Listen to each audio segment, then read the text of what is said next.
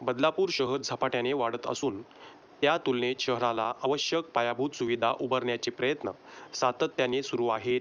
शहराच्या पाण्याचे नियोजन गांभीर्याने घेत नागरिकांना मुबलक आणि शाश्वत पाणीपुरवठा मिळावा यासाठी शासन दरबारी आमदार किसन कथोरे यांनी सातत्याने प्रयत्न केले असून अखेर या पाठपुराव्याला यश मिळाले आहे.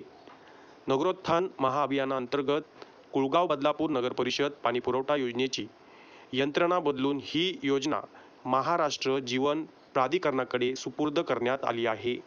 या निर्णयामुळे शहरासाठी 245 कोटी 82 लाख रुपयाच्या पाणीपुरवठा प्रकल्पाचा मार्ग मोकळा झाला आहे.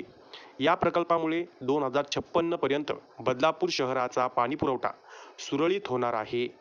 या प्रकल्पाला मान्यता दिल्याबद्दल राज्याचे मुख्यमंत्री देवेंद्र फडणवीस, उपमुख्यमंत्री एकनाथ शिंदे, उपमुख्यमंत्री अजितदादा पवार तसेच पाणीपुरवठा व स्वच्छता मंत्री गुलाबराव पाटील यांचे आमदार किसनराव कथोरे यांनी आभार मानले आहेत. गौरव शेलार, युवा महाराष्ट्र, बदलापूर.